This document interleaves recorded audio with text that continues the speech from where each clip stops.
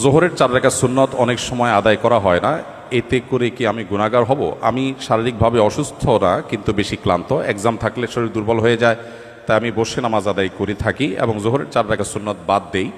ক্লাসে থাকার কারণে বেশিরভাগ সময় নামাজ কাজা হয়, এক্ষেত্রে আমার করণীয় কী? ধন্যবাদ। প্রথম কথা হলো যে ইমানদারের কাছে নামাজের চাইতে ইম্পর্টেন্ট কোনো বিষয় নেই। নামাজ রিলেটেড আরও কয়েকটা প্রশ্ন আছে আমি দেখেছি, আমি কমন একটি কথা বলতে চাই, সেটা হলো ইমানদারের কাছে নামাজের চাইতে গুরুত্বপূর্ণ কোনো বিষয় নেই। অতএব পড়াশোনার অজুহাতে কিংবা এক্সামের অজুহাতে কোনো অজুহাতেই নামাজকে পেছাবার বা নামাজকে বাদ দেওয়ার কোনো সুযোগ নেই। আপনি অসুস্থ, দাঁড়িয়ে নামাজ পড়তে পারছেন না, তাহলে আপনি এক্সাম দিয়েছেন, ক্লাস করেছেন, অন্য সব কাজগুলো নিশ্চয়ই স্বাভাবিকভাবে করেছেন, তাহলে নামাজ কেন আপনি পারবেন না? আজকাল বিশেষ করে একটু কষ্ট, একটু শরীরটা মেজমেজ করছে, একটু খারাপ লাগছে, এই অজুহাতে চেয়ার টেনে বসে নামাজ পড়াটা ফ্যাশনের বিষয়ে পরিণত হয়ে গেছে।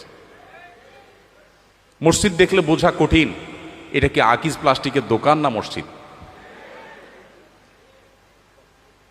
তো এই জন্য আমাদেরকে নামাজ পড়ার ক্ষেত্রে লক্ষ্য রাখতে হবে যে আমরা যেন কোনোভাবেই, যতক্ষণ আমার শক্তি সামর্থ্য আছে, আমি শুধুমাত্র একটু শরীর খারাপ করছে, একটু ভালো লাগছে না, সে অজুহাতে যেন আমরা বসে নামাজ না পড়ি। হ্যাঁ, অবশ্যই আপনি যদি শারীরিকভাবে অপারগ হন, দাঁড়িয়ে পড়তে না পারেন, আল্লাহ বলেছেন লা ইউকাল্লিফুল্লাহু নাফসান ইল্লা উসআহা, মানুষকে সাধ্যের বাইরে কিছু আল্লাহ চাপিয়ে দেন না, সো এটা আপনার জন্য জায়েজ আছে, আপনি বসে নামাজ পড়বেন, যদি বসে ছাড়া দাঁড়িয়ে নামাজ পড়ার কোনো শক্তি আপনার আসলেই না থাকে।